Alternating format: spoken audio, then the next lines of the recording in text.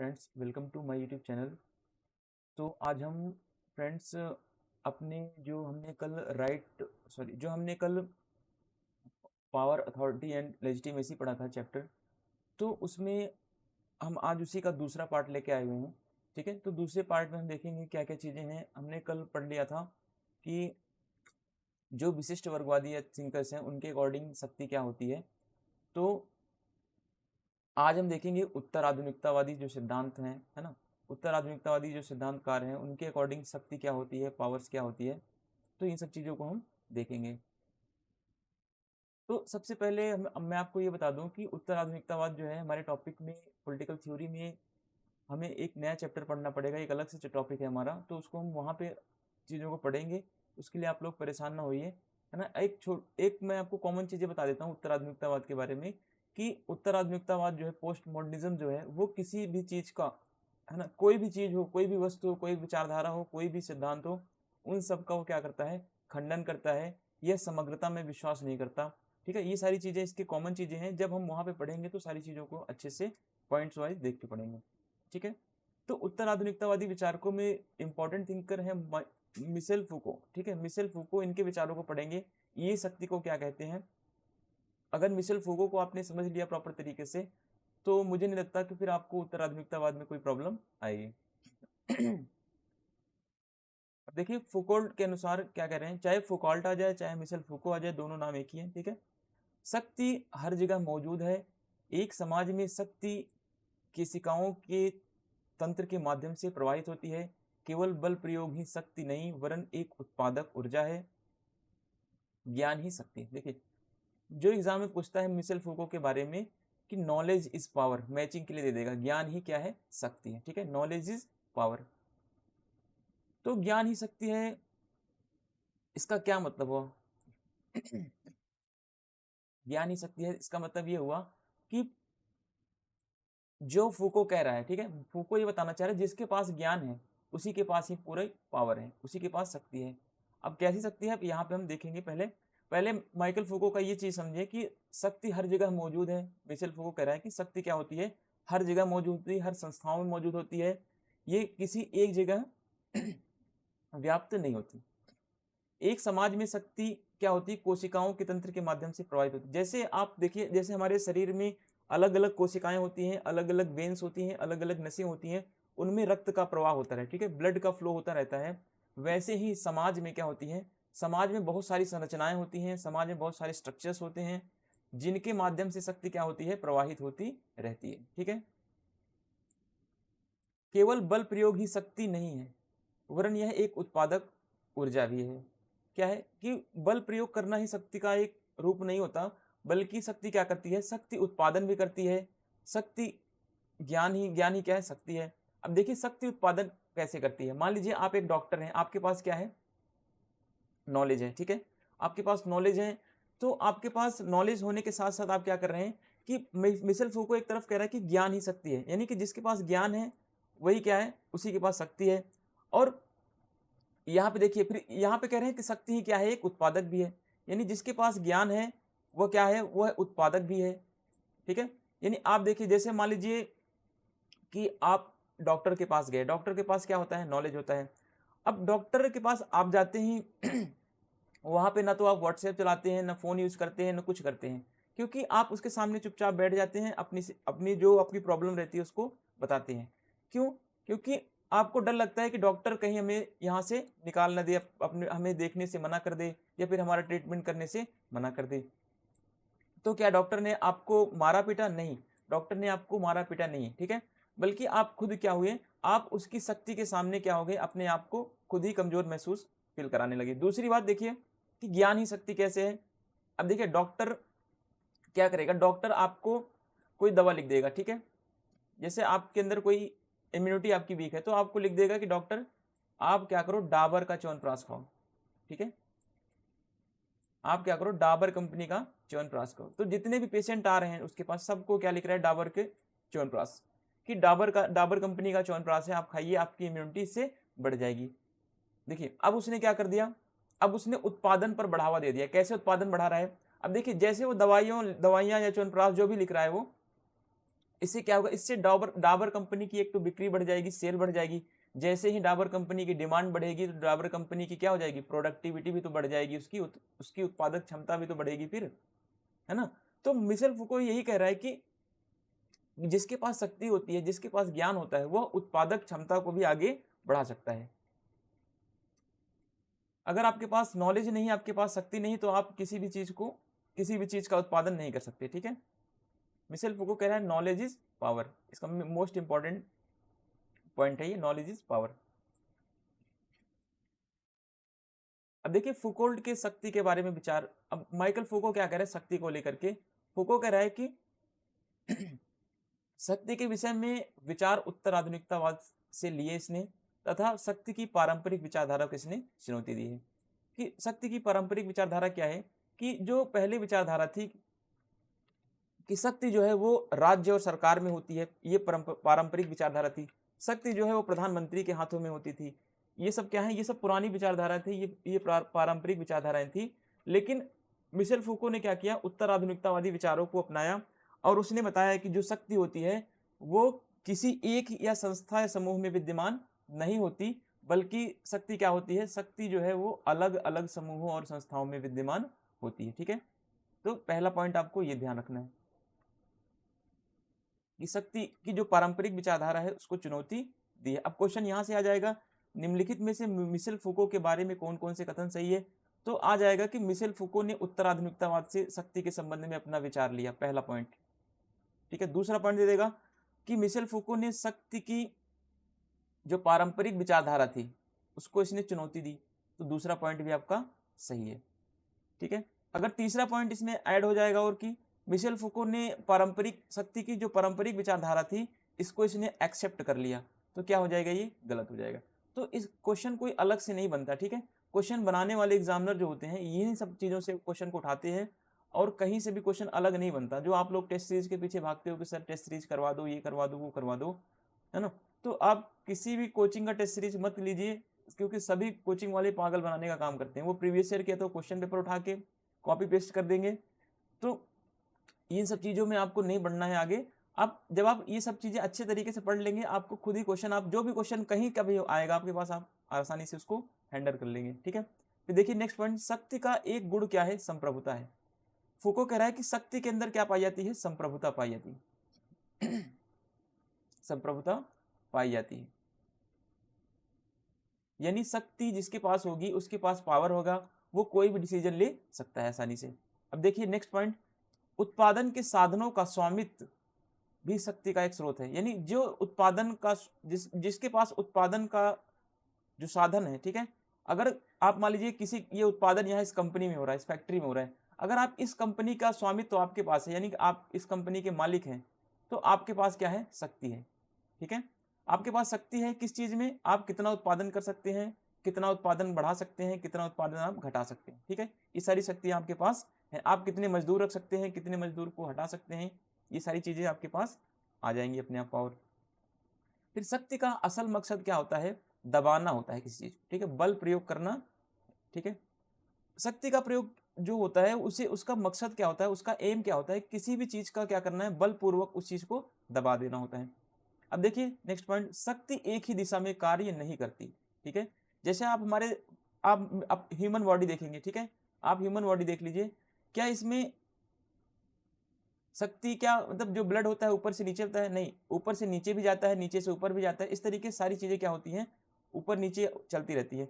तो Michel Foucault भी कह रहा है कि शक्ति क्या होती है, शक्ति एक केशिकाओं की तरह होती है। जैसे हमारे शरीर में अलग अलग कोशिकाएं होती हैं, उन कोशिकाओं में रक्त का प्रवाह होता है, वैसे ही समाज में शक्तियों का प्रवाह जो होता है अलग अलग डायमेंशंस में होता है, अलग अलग दिशाओं में होता है, ठीक है।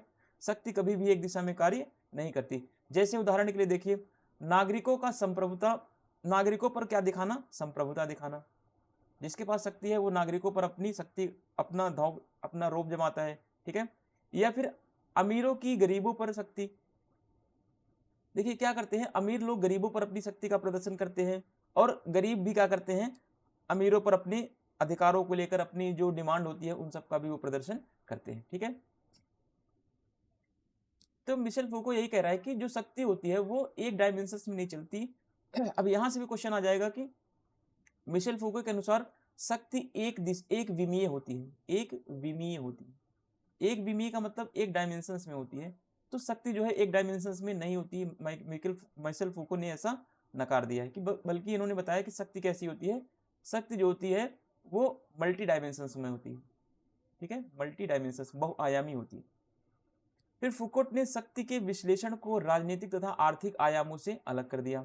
अब ये भी आपके लिए एग्जाम के पॉइंट से बहुत इंपॉर्टेंट है। क्या मिशेल फुको ने शक्ति को राजनीति और आर्थिक आयामों से अलग किया है?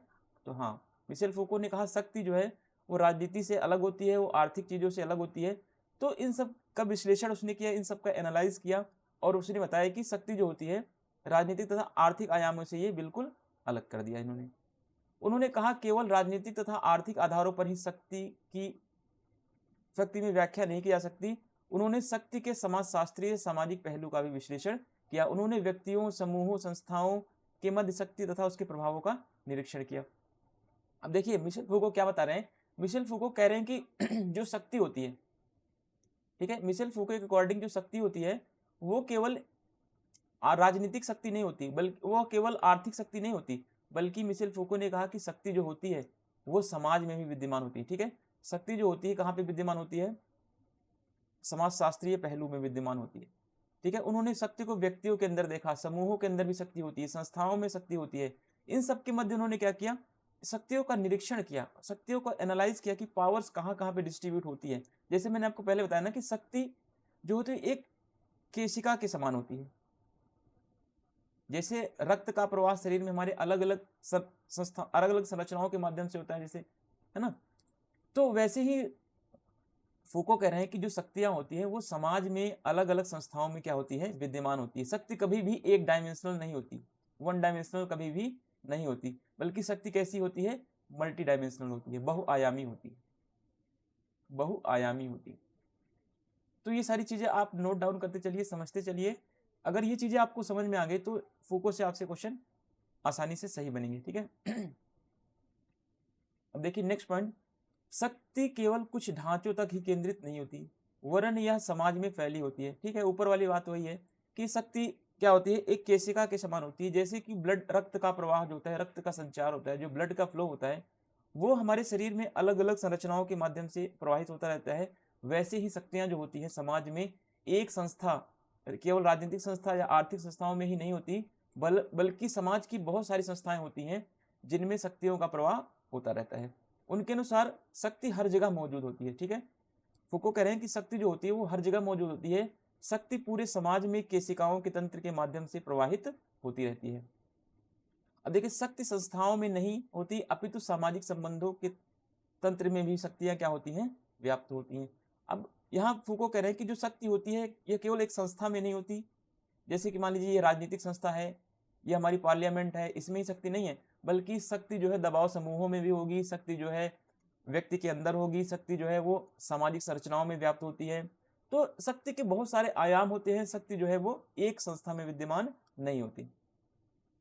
फिर फुको कह रहे हैं कि शक्ति का कोई शुरुआत नहीं या इसका कोई अंत नहीं। ठीक है, आप ये नहीं बता सकते कि शक्ति शुरू कहाँ से होती है या फिर शक्ति खत्म कहाँ पे होती है।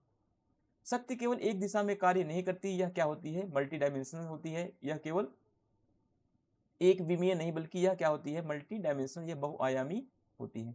उदाहरण के लिए देखिए, पूंजीपतियों की श्रमिकों पर शक्ति होती है। देखिए, जो अमीर वर्ग के लोग हैं, जो उद्योगपति है, वो श्रमिकों पर शक्ति दिखाते हैं, और वहीं फिर श्रमिक क्या करते हैं? उद्योगपतियों या पूंजीपतियों के ऊपर भी अपनी शक्ति का प्रयोग करते हैं। यानी कि दोनों तरफ शक्ति का प्रयोग हो रहा है, देखिए ना।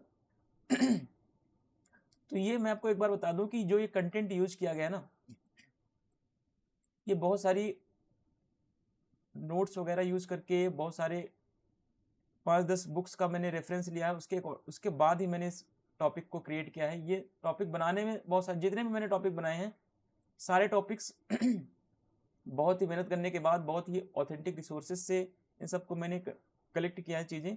तो आप प्लीज़ इन सबको बहुत ही सीरियस होकर पढ़े चीज़ों को। ठीक है, और इसका आप नोट्स बनाते चलिए, क्योंकि पीपीटी मैं प्रोवाइड करा दूंगा। और अभी मेरे टेलीग्राम चैनल से आप लोग जुड़ जाएं, द पॉलिटिकल फिलोसफर के नाम से टेलीग्राम चैनल है मेरा, तो वहाँ पे आपको पीपीटी मिलती रहेंगी। ठीक है, अब देखते हैं हम नेक्स्ट पॉइंट। व्यक्ति का एक ही समय पर शक्तिशाली तथा शक्तिहीन भी होता है। फूको कह रहे हैं कि व्यक्ति जो है एक ही समय पर शक्तिशाली भी हो सकता है और एक ही समय पर वो हीन भी हो सकता है, यानी पावरलेस हो सकता है। शक्ति को दूसरे के संबंध में ही समझा जा सकता है। शक्ति व्यवहार स्वभाव संबंधी होती है। ठीक है, तो फूको कह रहे हैं कि जो शक्ति होती है, जो पावर होता है, वो दूसरों के संबंध में ही समझ सकते हैं। वास्तव में शक्ति का पता आपको तब चलेगा जब आप अपनी शक्ति का क्या करेंगे, कंपेयर करेंगे किसी और से।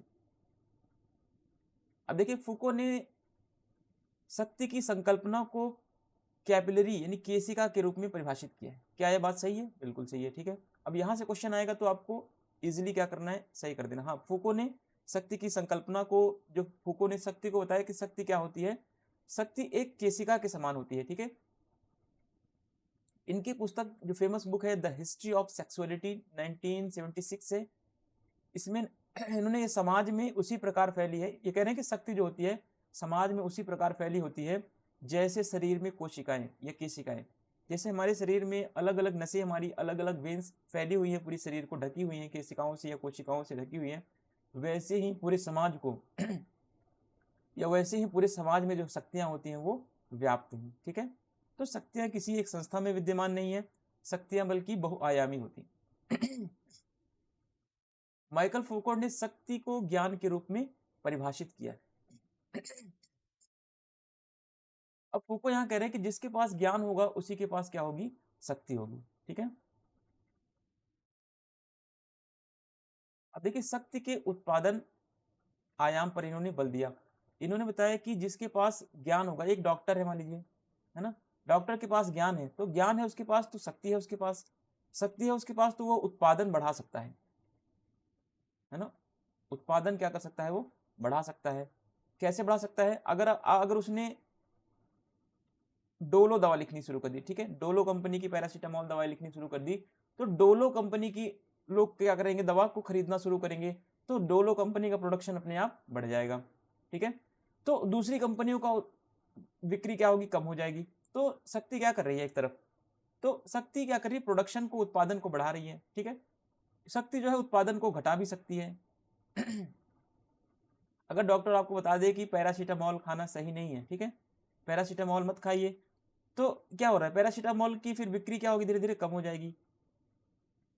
तो यही चीज बता रहे हैं कि शक्ति जो होती है उत्पादन के आयाम पर बल देती है, कि शक्ति किन किन चीजों को उत्पादित कर सकती है, किन किन चीजों को घटा सकती है।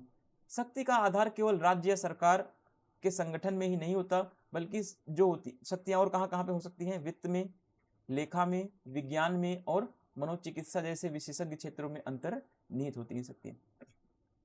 अब देखिए, एक तो शक्ति राज्य और सरकार के संगठन में तो होती है, लेकिन आप किसी साइकोलॉजिस्ट के पास जाएंगे तो क्या आप वहां पे घर जैसी हरकतें करेंगे? नहीं, आप वहां पे क्या होंगे, साइलेंट रहते हैं।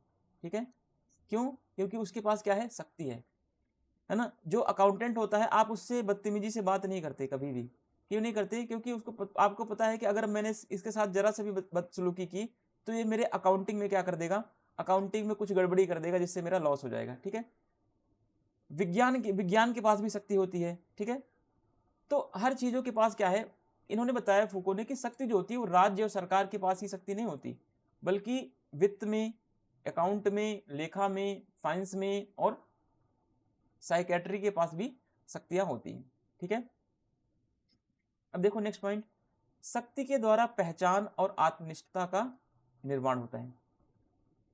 देखिए, जो उत्तर आधुनिकतावादी विचारक है वो कभी भी ऑब्जेक्टिविटी पर बिलीव नहीं करते। ठीक है, ऑब्जेक्टिविटी पर कभी भी विश्वास नहीं करते, ये कभी भी व्यक्तिनिष्ठता पर विश्वास नहीं करते।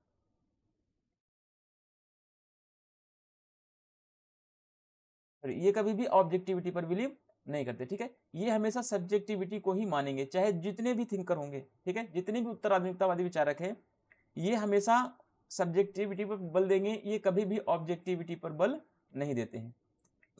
ऑब्जेक्टिविटी का ये क्या करते हैं, अपोजिशन करते हैं, अपोनेंट करते हैं, इसका खंडन करते हैं।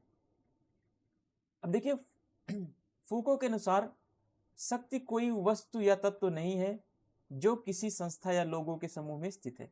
ठीक है, बल्कि शक्ति का प्रयोग एक तकनीकी के रूप में किया जाता है। फूको यहाँ बता रहे हैं कि शक्ति कोई वस्तु नहीं है जो किसी व्यक्ति या किसी संस्था के अंदर विद्यमान है, बल्कि शक्ति का जो प्रयोग किया जाता है वो एक तकनीकी रूप में किया जाता है। आप बताइए, आपने पुलिस देखा, ठीक है, आपने क्या देखा, पुलिस पुलिस अपना जो उसका होता है सायरन बजाते हुए जा रही है, तो आप अपने आप क्या हो जाएंगे, डर जाएंगे, आप अपने आप डिसिप्लिन में आ जाएंगे ना, डिसिप्लिन में अपने आप आ जाएंगे। क्या पुलिस आपको आके पीट रही है, नहीं पीट रही है, बस आपके अंदर ये डर बैठ गया कि पुलिस हमें क्या कर सकती है, अगर हमने कुछ गलती की तो हमें पुलिस पनिशमेंट दे सकती है, ठीक है। तो पुलिस के अंदर भी क्या है, पावर है, लेकिन पुलिस आपको परेशान नहीं कर रही है, ठीक है। अब फूको ने शक्ति के इन रूपों को गवर्नमेंटलिटी के रूप में भी व्यक्त किया है। गवर्नमेंटलिटी का मतलब क्या होता है कि आपने पुलिस को देखा और आप खुद ही क्या हो गए, अनुशासन में आ गए, ठीक है, अनुशासन में आ गए। आप क्लास में गए, क्लास में बैठे, टीचर सामने आया, आप जो शोर कर रहे थे अपने आप क्या हो गए, साइलेंट हो गए। ये क्या है, यही तो गवर्नमेंटलिटी है, यही तो शक्ति होती है, ठीक है, शक्ति यही होती है। आप बहुत बाहर बहुत ज्यादा गाली दे रहे हैं, बहुत कुछ भी बोल रहे हैं, लेकिन जैसे ही आप डॉक्टर के पास जाते हैं वैसे ही क्या हो जाते हैं, साइलेंट हो जाते हैं, है ना। तो गवर्नमेंटलिटी क्या होती है, यही तो कह रहा है फूको कि शक्ति का एक रूप नहीं होता कि सरकार ही शक्ति को संचालित करती है, नहीं, शक्ति का बहुत सारा रूप होता है ना। डॉक्टर के पास भी शक्ति होती है, पुलिस के पास भी शक्ति होती है, इंजीनियर के पास भी शक्ति होती है, अकाउंटेंट के पास भी शक्ति होती है। तो शक्ति जो है बहुत सारे लोगों के पास होती है। आप देखो, जैसे आप बहुत सारी गलत हरकतें कर रहे हैं, आपने जैसे ही सीसीटीवी कैमरा देखा, आपके जैसे ही सीसीटीवी कैमरा देखते हैं वैसे ही क्या कर देते हैं, आप अपनी हरकतों पर कंट्रोल लगा देते हैं, है ना। क्यों, क्या सीसीटीवी कैमरे ने आपको आवाज लगा के बोला कि आप ऐसा मत करो, नहीं, केवल वहां पे ये लिखा हुआ था कि सावधान, आप कैमरे की नजर में है, ठीक है। तो ये क्या है, ये गवर्नमेंटलिटी है, आप अपने आप से अनुशासन में आ रहे हैं, ठीक है। तो ये सारी चीजें आप ध्यान से पढ़ते चलिए, आप नोट डाउन करिए, लेक्चर्स को बार बार देखिए, और चैनल को अगर आपने लाइक नहीं किया, सब्सक्राइब नहीं किया, तो लाइक, सब्सक्राइब और शेयर कर दें इसको, ठीक है। अब देखिए, फूको जो है अनुशासन और नियंत्रण की सत्ता का मॉडल चिन्हित करने के लिए राजनीतिक चिंतक जेरेमी बेंथम द्वारा कल्पित एक जेल का पेनोप्टिकल मॉडल दिया, ठीक है। बेंथम ने एक फेमस मॉडल दिया, पेनोप्टिकल मॉडल। अब ये क्या होता है पेनोप्टिकल मॉडल, जैसे ये मान लीजिए एक क्या है, ये चार दीवारी है, ठीक है, एक चार दीवारी बनाई गई है और यहाँ पे कुछ कैदी रखे गए हैं जेल के अंदर, ठीक है, कुछ कैदी रखे गए हैं। अब इन कैदियों पर अनुशासन बनाए रखने के लिए एक यहाँ पे बड़ा सा पोल बना दिया गया है। क्या बना दिया गया है, पोल बना दिया गया है, और इन कैदियों को बता दिया गया है कि तुम लोग अगर कोई भी गलत हरकत की, आपस में लड़ाई की है तुम दोनों, जितने भी लोग हैं यहाँ पे, तो यहाँ पे एक बंदा बैठा हुआ है जो तुम पर क्या कर रहा है, निगरानी रखे हुआ है 24 घंटे, ठीक है। तो अब इनके मन में क्या हो गया, डर बैठ गया। अब इनको ये बता दिया गया कि अगर तुम लोगों ने लड़ाई की तो उसके पास बंदूक है, वहीं से तुमको शूट कर देगा, ये गोली मार देगा, ठीक है। तो अब ये क्या कर रहे हैं, जितने भी कैदी हैं जेल के अंदर, वो क्या हो रहे हैं, अपने आप से अनुशासित हो रहे हैं। अब बेंथम क्या करता है, ये अर्धचंद्राकार जो जेल है, ठीक है, पेनोप्टिकल जो मॉडल है इसका, अब बेंथम यहाँ पे कहता है कि चाहे आप यहाँ से उस सिपाही को या तो कुछ दिन के बाद यहाँ पे एक पुतला भी खड़ा कर देंगे, तो भी ये लोग डर के मारे उस तरफ नहीं देखेंगे, क्योंकि इनको पता है अगर हम इस तरफ देखेंगे हो सकता है ये हमें गोली मार दे, है ना। अगर हो सकता है हम लड़ाई करें तो हो सकता है हमें यहाँ से गोली की आवाज आ जाए हमारे पास। तो ये लोग अनुशासन में अपने आप आ रहे हैं। तो अनुशासन में बनाए रखने के लिए बेंथम ने पेनोप्टिकल मॉडल का यूज किया था। तो उसी पेनोप्टिकल मॉडल को अनुशासन बनाए रखने के लिए, है ना, शक्ति का प्रयोग करने के लिए, शक्ति के माध्यम से अनुशासन बनाए रखने के लिए जो है मिशेल फूको भी इसी मॉडल का प्रयोग करता है। अब क्वेश्चन आता है कभी कभी, जो पेनोप्टिकल मॉडल है किसने दिया, तो पेनोप्टिकल मॉडल का संबंध जो है वो जेल से है, बेंथम की जेल प्लानिंग में है, जेल योजना से है।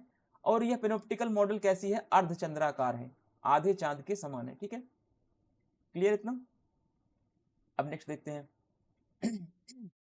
हालांकि जब हम आगे बेंथम पढ़ेंगे तो वहां पे पेनोप्टिकल मॉडल को बहुत डिटेल में पढ़ेंगे, सारी चीजों वहां से क्लियर कर लेंगे, ठीक है। फूको ने पेनोप्टिकल सिद्धांत को एक ऐसे रूपक के रूप में देखते हैं जो जेल की चौहद्दी के पार जाकर स्कूलों, कारखानों, अस्पतालों में अनुशासन का आम ढर्रा बन जाता है। अब देखिए, जो पेनोप्टिकल मॉडल है, पेनोप्टिकल मॉडल को फूको ने इस तरीके से प्रयोग किया है कि जैसे उन लोग कैदियों को ये बता दिया गया कि आप लोग कुछ नहीं कर सकते, क्योंकि आपके ऊपर जो है निगरानी रखी जा रही है, दूर से एक सिपाही आपको देख रहा है बंदूक लेके, ठीक है। तो अब फूको इसी का एग्जाम्पल लेके बताते हैं कि आज के समय में, ठीक है, आज के समय में आप जाएंगे तो देखेंगे स्कूल में जाते हैं आप क्या हो जाते हैं, अपने आप अनुशासित हो जाते हैं।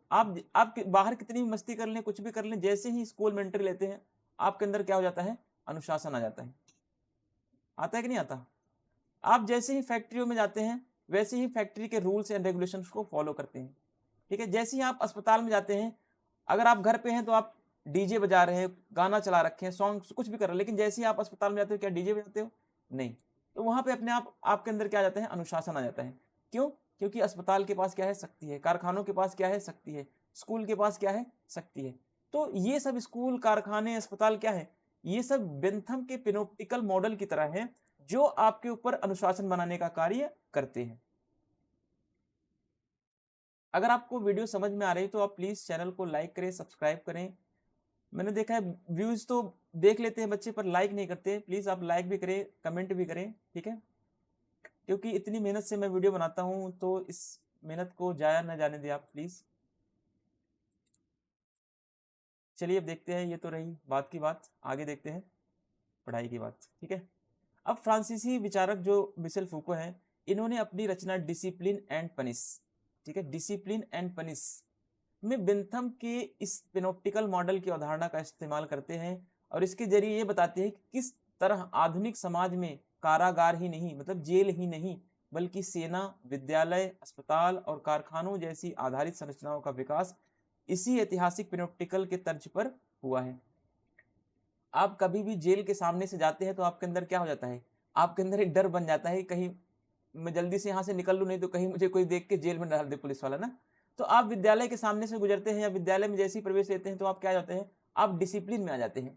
क्यों आ जाते हैं? आपको ही पता है अगर डिसिप्लिन में नहीं आएंगे तो हमें क्या मिल जाएगा, पनिश मिल जाएगा। अस्पताल में जाते हैं तो आपको क्या मिलता है, आप तुरंत अपने आप डिसिप्लिन में अपने आप को रख लेते हैं, है ना। तो अस्पताल, विद्यालय, कारखाने, ये सब क्या है, ये सब बेंथम के पिनोप्टिकल मॉडल के तर्ज पर ही बनाए गए हैं, ठीक है। तो फूको ये कहता है कि जो अस्पताल है, कारखाने हैं, सेना है, विद्यालय है, डॉक्टर है, इंजीनियर है, चर्च है, ये सब क्या है, ये सब बेंथम की पिनोप्टिकल मॉडल के आधार पर वर्तमान समय में बनाए गए हैं, ठीक है। आज के समय में कारागार या जेल ही नहीं है जो हमारे पर नियंत्रण रखता है, बल्कि बहुत सारी चीजें हैं जो नियंत्रण रखने का कार्य करती है, जो हमें अनुशासन में लाने का कार्य करती है, ठीक है। अब देखते हैं नेक्स्ट। फूको के अनुसार फूको के अनुसार आधुनिक समाज अनुशासन लागू करना चाहता है, ठीक है। फूको कह रहे हैं कि आधुनिक समाज जो है अनुशासन लागू करना चाहता है, जिसके लिए उसने अपने हर सदस्य पर हर हालत में निगरानी करने की आवश्यकता पड़ती है। देखिए फूको कह रहे हैं कि जो आज का मॉडर्न सोसाइटी है वो अनुशासन को बनाए रखना चाहता है। अब अनुशासन बनाने के अलग अलग तरीके उसने बता दिए कि जैसे बेंथम ने बताया था कि पिनोप्टिकल मॉडल के थ्रू पर उन कैदियों पर नजर रखी जाती है जो जेल के चार दीवारी के अंदर रहते हैं, तो वैसे ही फूको कह रहा है कि आज के समय में जेल ही नहीं एक जो नियंत्रण बनाने का साधन है, बल्कि सेना है, विद्यालय है, अस्पताल है, कारखाने हैं, ये सब बहुत सारी ऐसी संरचनाएं हैं जो क्या करती है, जो अनुशासन को बनाए रखने का कार्य करती हैं, ठीक है। निगरानी की यह प्रक्रिया कुछ इस तरह चलती है जैसे कि कुछ हो ही नहीं रहा हो, सब कुछ सामान्य हो, यही पिनोप्टिकल का उद्देश्य है। देखिए बेंथम ने बताया था कि पिनोप्टिकल में क्या हो रहा था कि बेंथम ने बता दिया कि यहाँ पे कुछ कैदी हैं जेल के अंदर और उन पर नजर रखने के लिए एक यहाँ पे एक बड़ा सा बैरिगेटर या खंभा बना दिया गया, इसके ऊपर एक बता दिया गया कि आपको निगरानी रखने के लिए सारी, यहाँ पे एक सेना खड़ा कर दिया गया, ठीक है, एक सिपाही है जो आप पे नजर रख रहा है। तो ये लोग ऐसे काम करेंगे जैसे इनको कुछ पता ही नहीं चल रहा है, जैसे ये अपने आप अनुशासन में काम कर रहे हैं, ठीक है। तो बेंथम यही कहना चाह रहा है कि, या फिर फूको यही बता रहा है कि जो आधुनिक समाज है वो निगरानी करने की प्रक्रिया तो चल रही है, लेकिन प्रक्रिया इस तरीके से चलती है कि जैसे सब कुछ सामान्य हो, ठीक है। तो यही पिनोप्टिकल मॉडल का भी उद्देश्य है। पिनोप्टिकल मॉडल में भी यही यही चीजें हो रही थी कि जो कैदी थे उनके ऊपर ऐसे निगरानी रखी जा रही थी जैसे कि सामान्य स्थिति में सारी चीजें चल रही हैं। अब मिशेल फूको की कुछ बुक्स हैं, इनको आप याद कर लेना। अगर आप सीरियल वाइज याद कर सकते हैं, ईयर वाइज तो और बढ़िया है ना। Madness and civilization, a history of insanity in the age of reason. Second book है द ऑर्डर ऑफ थिंग्स, 1970 में लिखी गई। The birth of the clinic, फिर डिसिप्लिन एंड पनिश, इसी में इसने बेंथम के पेनोप्टिकल मॉडल का यूज किया है, discipline and punishment. The history of sexuality इसकी फेमस बुक है, ठीक है। तो ये सारी बुक्स आप सीक्वेंस में याद कर ले तो और बेटर है। ये तो हो गया हमारा शक्ति की बात। अब देखते हैं हम सत्ता की बात, ठीक है। सत्ता को देख करके फिर ये हमारा टॉपिक यहीं पे क्लियर हो जाएगा। सत्ता और वैधता देखेंगे, ठीक है। सत्ता को देखते हैं एक बार, सत्ता क्या है। अब हम देखेंगे सत्ता के कुछ जो है कंपोनेंट्स होते हैं। सत्ता के दो कंपोनेंट्स हैं। सत्ता जो बनती है वो शक्ति से बनती है और वैधता से बनती है, ठीक है। अगर सत्ता में क्या होता है, सत्ता में शक्ति होती है और प्लस वैधता। अगर शक्ति को वैधता मिल जाए, अगर पावर्स को जो है लेजिटिमेसी मिल जाए, तो किस में बदल जाती है, सत्ता में, ठीक है।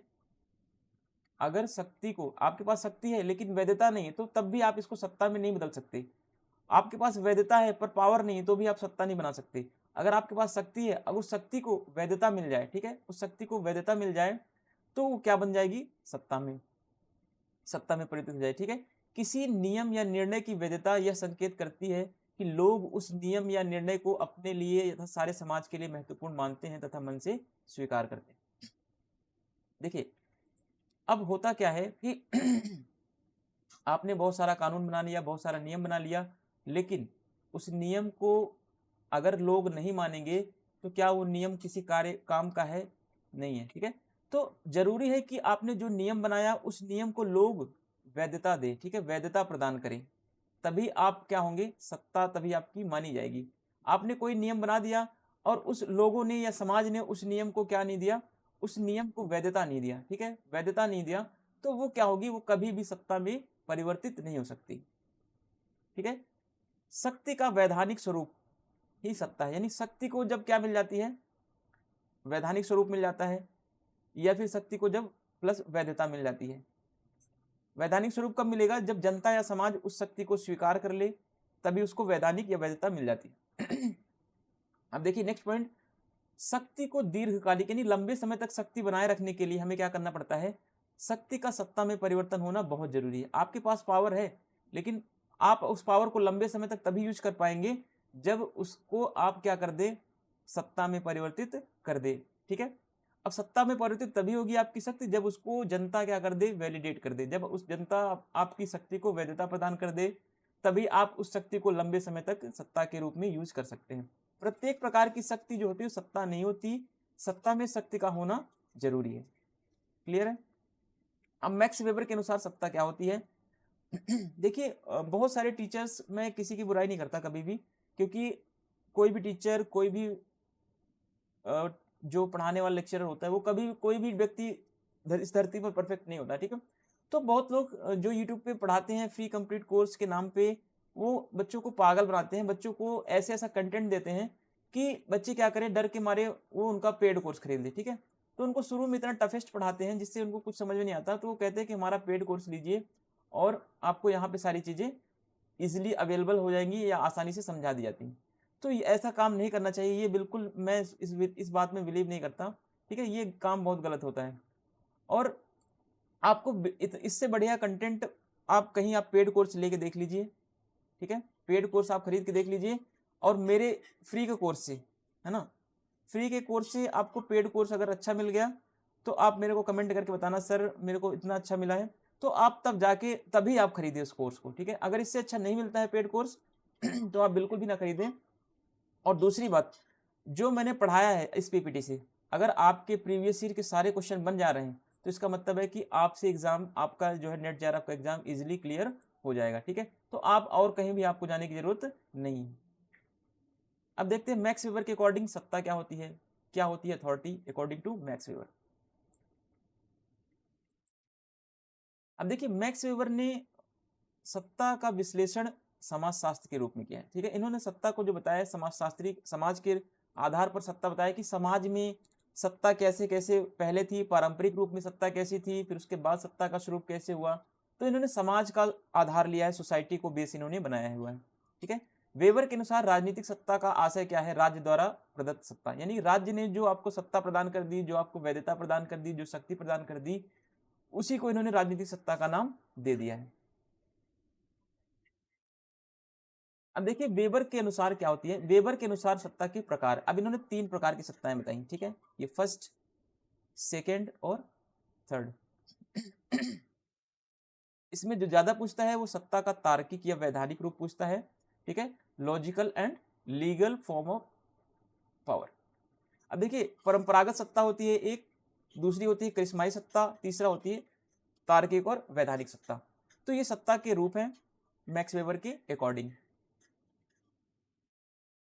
अब देखते हैं परंपरागत सत्ता क्या होती है, ठीक है। परंपरागत सत्ता यानी ट्रेडिशनल अथॉरिटी क्या है, यह इस प्रकार की सत्ता जो होती है ये इतिहास पर आधारित होती है, ठीक है।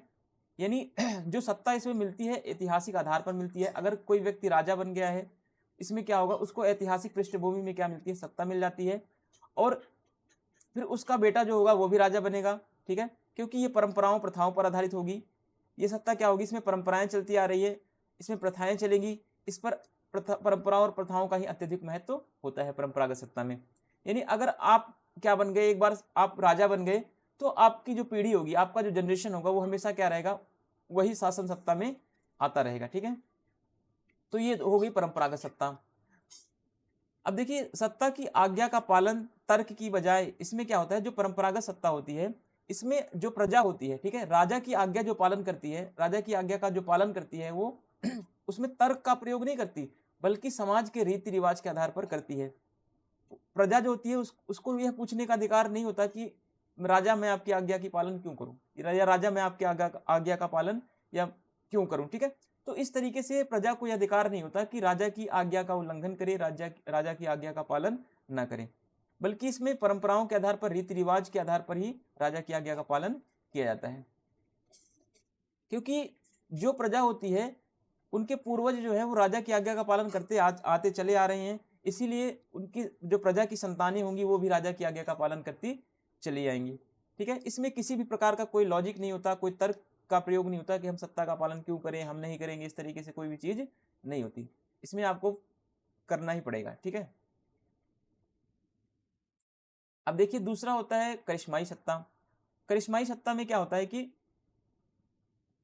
यह व्यक्ति के व्यक्तित्व पर आधारित होता है, पहली बात, ठीक है। यानी व्यक्ति का जैसा व्यक्तित्व होगा, जिसका व्यक्तित्व प्रभावशाली होगा, सीधी सी बात है, ठीक है, उसी के पास सत्ता अपने आप चली जाएगी। अब देखिए इसमें आप नेहरू को ले लीजिए, इंदिरा को ले लीजिए, सुकर्णो को ले लीजिए, है ना। तो ये सब ऐसे व्यक्तित्व हैं जिनके, मोदी को ले लीजिए, ठीक है, ये ऐसे व्यक्तित्वशाली व्यक्ति, ये ऐसे इनका व्यक्तित्व था जिनके पास सत्ता क्या होगी, लोगों ने सत्ता को इनके पास सौंप दिया अपने आप, ठीक है। तो इसमें क्या होता है, करिश्मा के आधार पर, इसमें नेता के पास ऐसा करिश्मा होता है, ऐसा व्यक्तित्व होता है उनका, जिससे लोग उन्हें पसंद करते हैं और सत्ता को ट्रांसफर उन्हीं के पास कर देते हैं। अब इसमें देखिए आज्ञा देने वाले के पास क्या होती है, यानी जो सत्ता का प्रयोग कर रहा है, जो आज्ञा दे रहा है अपनी प्रजा को, उसके पास विलक्षण प्रतिभाशाली व्यक्तित्व होता है उसके पास, यानी कि उसके पास जो है बहुत ही इन्फ्लुएंशियल पर्सनालिटी होती है, और वो क्या करता है, उसी के कारण उसकी आज्ञा का पालन किया जाता है, ठीक है। तो आप देखेंगे, आप जैसे कभी कभी ये होता है कि कोई बहुत प्रतिभाशाली टीचर है तो आप उसकी आज्ञा को जरूर मानते हैं।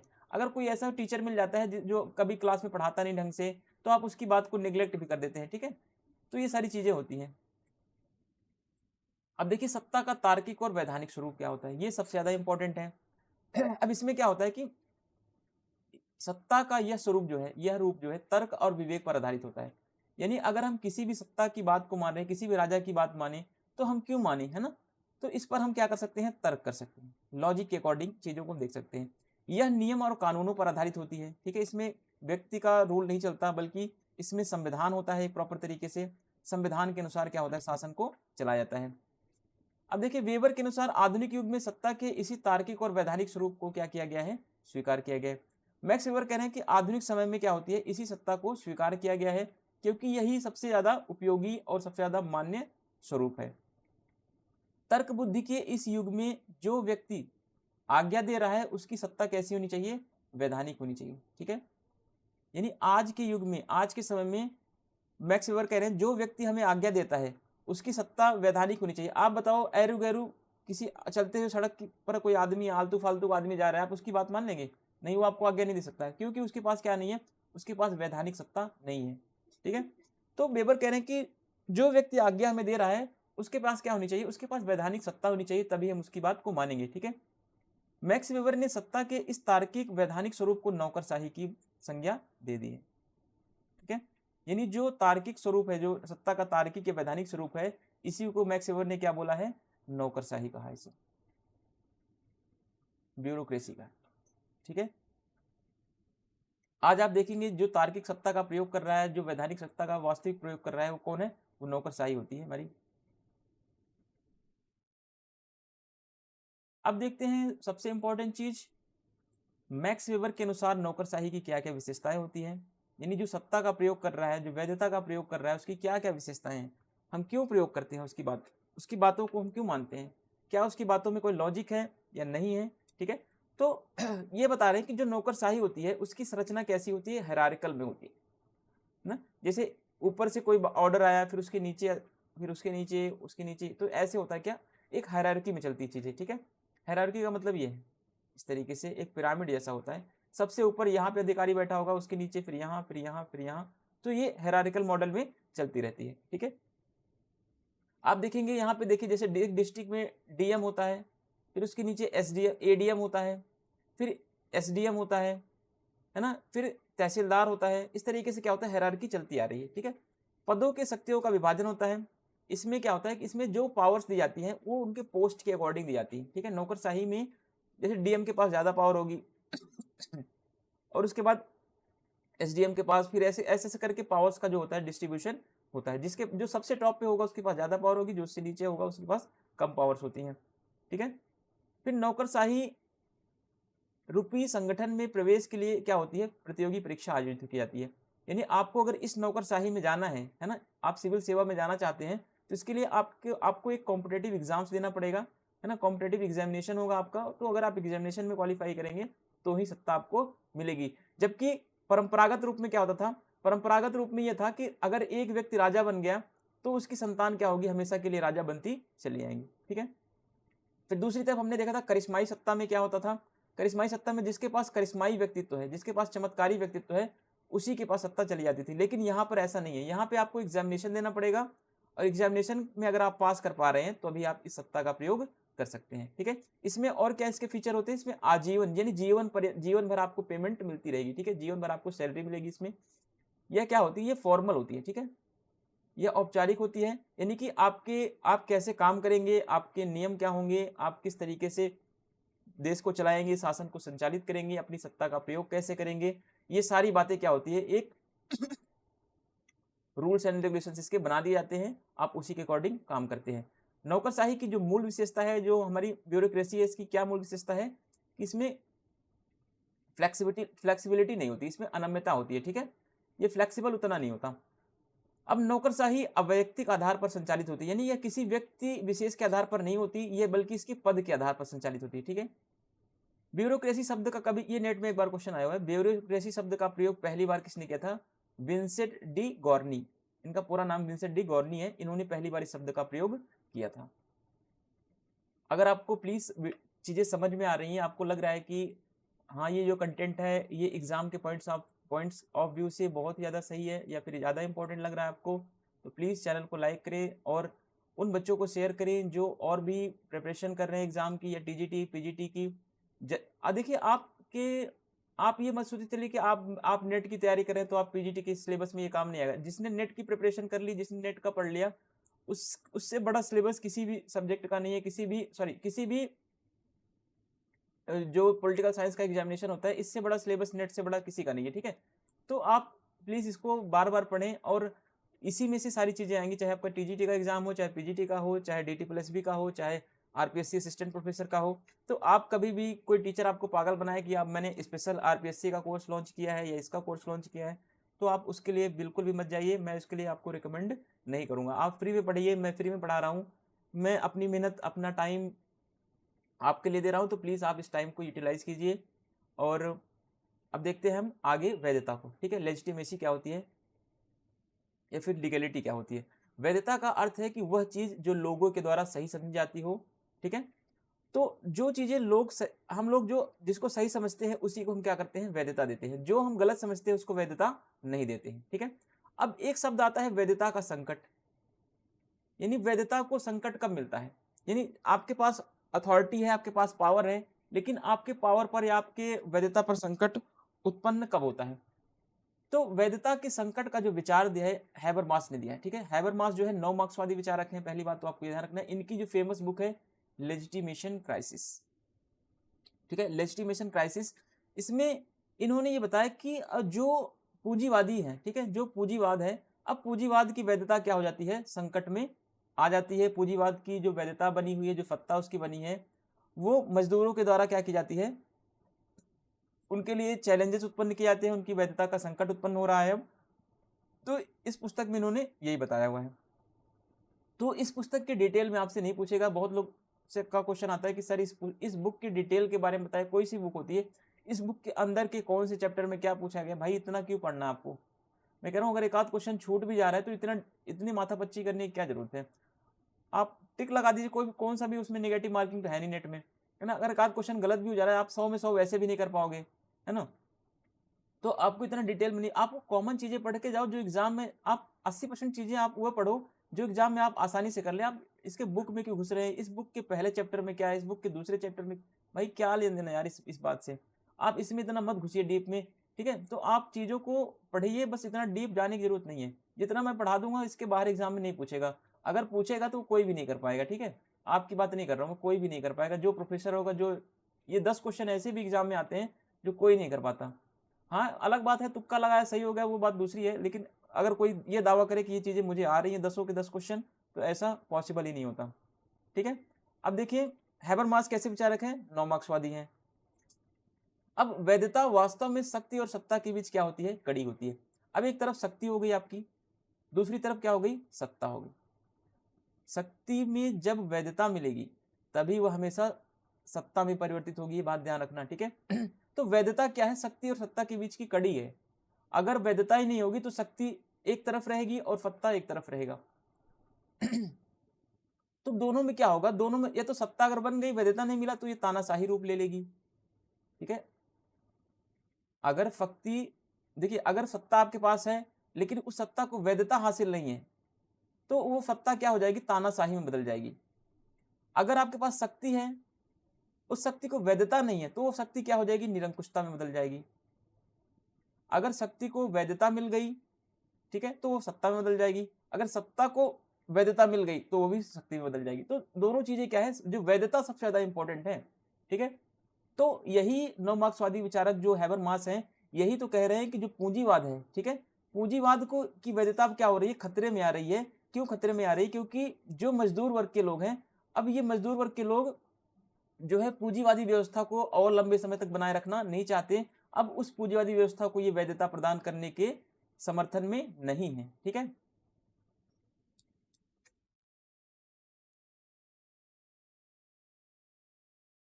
अब देखिए, अब इसके ऊपर और भी कुछ क्वेश्चन है, जैसे कि कोई भी शासक शक्ति के सहारे धरती पर शासन कर सकता है, परंतु वैधता के सहारे वह लोगों के हृदय में शासन करता है, ठीक है। आपके पास शक्ति है, आप निरंकुश होके आप धरती पर शासन कर सकते हैं, ठीक है। लेकिन अगर आपको वैधता मिल गई, तो वैधता का मतलब है कि लोगों ने आपको दिल से स्वीकार किया है ना, आपको दिल से क्या किया है, एक्सेप्ट किया है। तो वैधता ज्यादा जरूरी है, मुझे लगता है शक्ति से ज्यादा जरूरी वैधता होती है। फिर प्राचीन यूनानी युग में दार्शनिक, जो प्राचीन यूनानी दार्शनिक जो प्लेटो थे, प्लेटो ने अपने आदर्श राज्य की संकल्पना के अंतर्गत या कल्पना के अंतर्गत जो दार्शनिक शासकों को संपूर्ण सत्ता सौंपने का विचार प्रस्तुत किया था। इन्होंने बताया कि जो हमारा आदर्श राज्य होगा, प्लेटो ने बताया आदर्श राज्य के अंतर्गत इन्होंने एक कल्पना की कि दार्शनिक राजा के पास क्या होगी, संपूर्ण सत्ता उसी के पास होगी, ठीक है, संपूर्ण सत्ता उसी के पास होगी। लेकिन परंतु समाज के अन्य वर्ग उसकी सर्वोच्च सत्ता को चुनौती देने को तत्पर न हो, यह निश्चित करने के लिए प्लेटो ने उद्दांत झूठ के प्रचार का सहारा लिया। अब उद्दांत झूठ क्या होता है, देखिए अगर प्लेटो क्या चाह रहा है, प्लेटो कह रहा है कि जो उसने आदर्श राज्य की संकल्पना की और उस आदर्श राज्य में दार्शनिक राजा की उसने बात कर दी। उसने कहा कि दार्शनिक राजा के पास ही संपूर्ण सत्ता होगी, परंतु यह संपूर्ण सत्ता क्या है कि संपूर्ण सत्ता को कोई चुनौती ना दे, ठीक है, कोई राज्य की प्रजा उसकी सत्ता को चुनौती ना दे अपने दार्शनिक राजा को। तो इसीलिए उन्होंने क्या किया, प्लेटो ने एक उद्दांत झूठ का सहारा लिया। उद्दांत झूठ क्या था, इसके अंतर्गत जो उद्दांत झूठ के अंतर्गत प्लेटो ने क्या बताया, प्लेटो ने बताया कि लोगों को यह विश्वास दिलाया जा रहा था कि उन्हें एक ही ईश्वर ने बनाया है। उद्दाम झूठ में क्या था? उद्दाम झूठ के अंतर्गत ये बताया गया कि उनको क्या बनाया है, एक ही ईश्वर ने बनाया है। और कुछ लोग, देखिए प्लेटो ने बताया उद्दाम झूठ के माध्यम से कि कुछ लोग जो हैं वो तांबे से जन्म लेते हैं, कुछ पीतल से लेते हैं, है ना, और कुछ सोने से होते हैं। ठीक है, तो इन्होंने बताया जो सोने से जन्म, जिसका जन्म सोने से हुआ है वो क्या होगा? राजा होगा, दार्शनिक राजा होगा। जो पीतल से हुआ है वो क्या होगा?